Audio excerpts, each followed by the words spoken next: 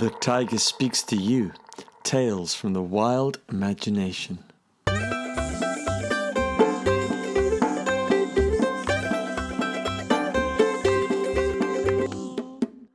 The Queen Bee, a Grimm's Fairy Tale. Once, long ago, before your father and your grandfather and your great-great-great-great-great-grandfather were born, there lived a king, and the old king had 3 sons. The eldest 2 were tall and strong and fleet of foot. The old king had given them everything their hearts could desire. Some said it was because of this that the 2 elder sons grew cruel, selfish, and unkind. The old king one day turned to his sons and said, "My boys, my dear boys, I am old now. My bones ache, and my hair is thin like old straw. Will you help me rule my kingdom?"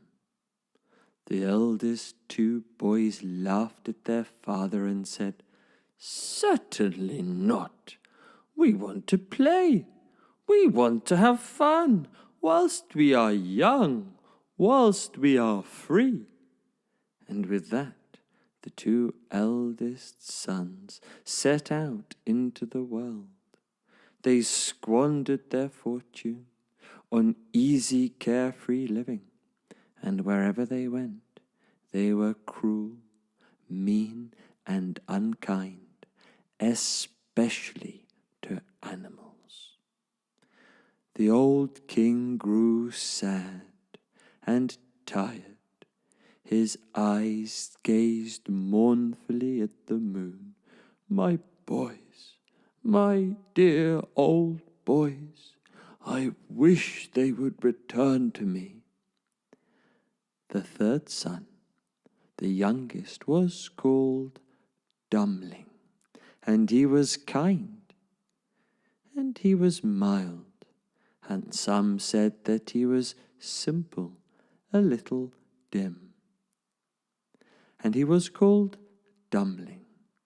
Well, this one went to his father and said, "Father, Father, you are sad, and I will help you.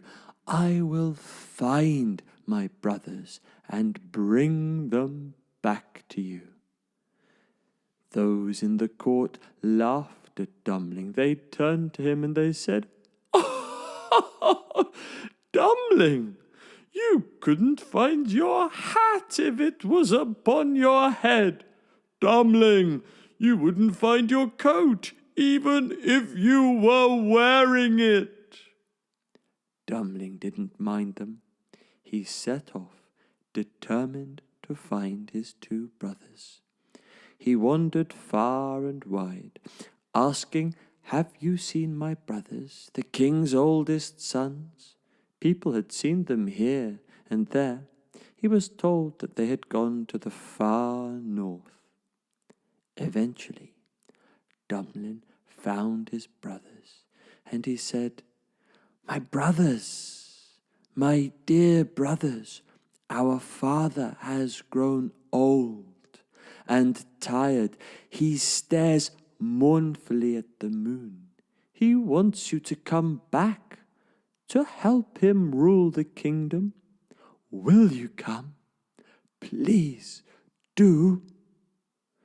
"Certainly not," said the eldest. "Certainly not," said the 2nd eldest. "We are happy here. We do as we please. We do as we choose. We are free." "But our old father needs you." "We need ourselves," they said. "We need only ourselves, and we do as we please. Be off with you." And so the 2 eldest brothers went on their way, and I have to say that wherever they went, they were cruel, mean, and unkind, especially to animals. The two brothers entered a forest, and there, beneath an old beech tree, stood an ant hill, a mighty ant city, and here and there were the thousands of ants scurrying around hard at work. The two brothers laughed. They peered at the ant hill, and one said, "I shall kick it with my foot." The other said, "And I shall poke it with a stick. Won't it be funny when the little ants scurry in terror searching for their little ant eggs?" "You shall do no such thing," said Dumbling. He stood with his arms folded in front of his chest as strongly as a mountain lion. The two elder brothers knew that though Dumbling was not as clever as them, he was very strong indeed. After this, the two brothers set out, up to further mischief, and soon they came to a lake, and there upon the lake was a proud drake duck and his duck wife, and behind them were their little ducklings, golden speckled feathered things, paddling their feet furiously, trying to keep up with Mamma and Dada Duck. "Look," said the eldest brother. "Ducklings," said the youngest. "Let's throw stones at them. Let's kill them and see how the mother and father duck cry out. It will be so funny to hear them quacking in their despair." "Certainly not," cried Dumbling. "You shall do no such thing." And he stood there as strongly as a mountain lion, with his arms folded in front of his chest. The two elder brothers slunk off sadly. They knew that Dumbling was strong, and they had best not mess with him. On went the two brothers, up to further mischief. They spied an oak tree. Round about the oak tree was the merry buzzing of 1,000 bees, and slipping down the sides of the old oak tree was delicious golden honey.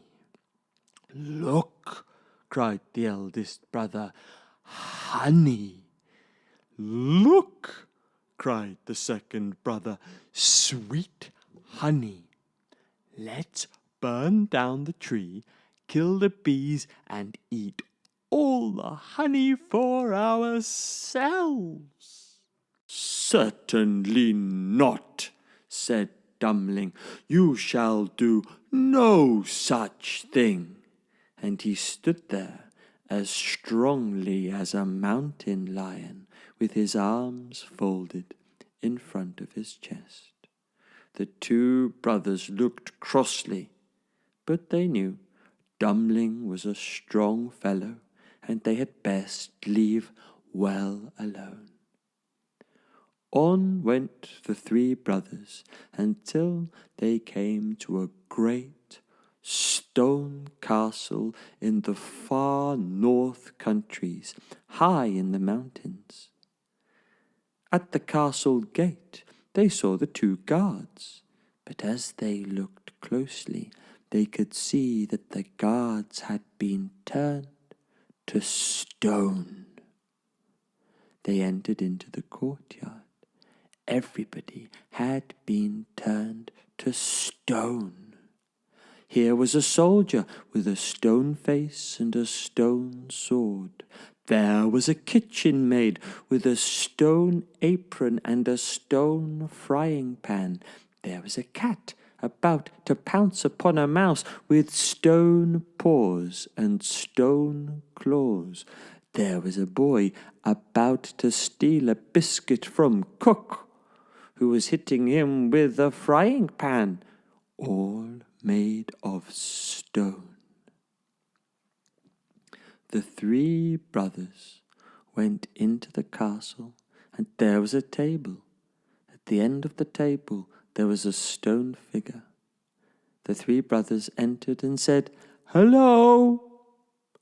Hello! Hello!" The stone figure slowly turned its stone face to them and spoke in stony tones. "Read from the book." A book on the table opened, and the eldest brother read. "If by sunset you have found 1,000 pearls hidden in the forest moss, the spell shall be broken, and you shall be king. But if you fail, you too shall be turned to stone." And so the eldest brother searched. He searched and searched, but he could only find 100 pearls. And when sun came up, he was turned to stone. The second night, the second son tried his luck. He searched in the moss with his fingers, but he could find only 200 pearls. And by the first light of morning, he was turned to stone. It came to Dumbling. Off he went, patiently kneading the moss, prodding this and prodding that. He found 300 pearls, and the sun was about to come up, when what should he see but an army of ants scurrying upon the moss, searching this and searching that, and at their head was a queen, the queen of the ants. She called out to Dumbling, "Dumbling, you have helped me, and you have helped my children, and I repay your kindness. I help you now in your hour of need." Together the ants had effortlessly found 1,000 pearls. And so the spell was broken, and as the spell broke, the cat struck the mouse, the cook struck the boy, the maid went about her work, and the 2 guards at the front of the castle, they scratched their noses and wondered what on earth had happened. The king came down from his throne, and he greeted Dumbling, and he pointed sadly at a tall, locked door, and he said, "Dumbling, you have broken the spell. My daughter, the princess, lies behind that locked door. The key to the door lies buried at the bottom of a deep, deep lake. If you can find the key, you can open the door. If not, you shall be turned to stone." Off went Dumbling. He saw the lake, and he dived in. He swam down, down, down into the tangle of weeds where the fishes swam, where the crabs scurried. But he couldn't find the key. He searched and searched and searched, but it was no use. In the darkness of the water he could see nothing. Sadly he swam to the surface. It was then that he heard the flapping of many wings. He looked up, and a horde of ducks were flapping towards him, quacking in the sunlight, their feathers shining and bright. At their front was the Queen of the Ducks. She called out, "Dumbling, Dumbling, you have helped me and my kind, and I am here to repay your kindness." And the Queen of the Ducks dived into the water with her many followers, and she swam to the bottom, and she snatched up the key in her beak, and she brought it to Dumbling, dropping it in his lap. Dumbling went to the king, and the king took the key and opened the door. There in the room were 3 stone beds, with 3 stone princesses fast asleep upon their stony pillows. The king turned to Dumbling and said, "My daughter, the princess, is the most beautiful of these 3. If you can pick her from the others, then you shall marry her and be king of this kingdom." Dumbling looked, and they looked the same to him. All were stone, all were sleepy, all were silent. If he failed, he would be turned to stone himself. Should he pick this one? Should he pick that one? Should he pick that one? Should he pick this one? He went from princess to princess, not knowing which princess to choose. All at once he heard a buzzing of bees, and he looked. What he didn't know was that before the princesses had been turned to stone, they had each eaten something sweet. One had had sugar, another syrup, and a third had had sweet honey. In came the Queen of the Bees, with her followers buzzing around her, gold and black, and smelling of 1,000 forests. The Queen of the Bees smiled kindly upon Dumbling and said, "Dumbling, you have helped me and my children, and we are here to repay your kindness."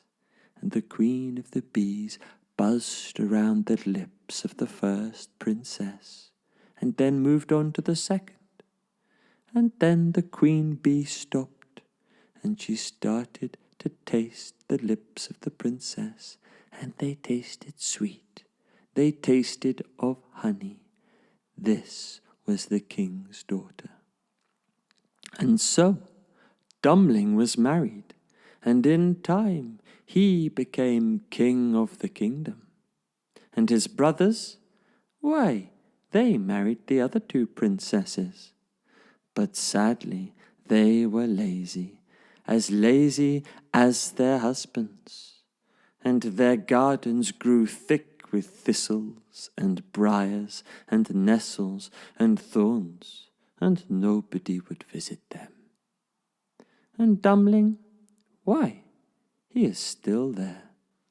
Travellers always say that the honey in Dumbling's kingdom is the sweetest anywhere, and I think that this is because kindness is the sweetest thing of all.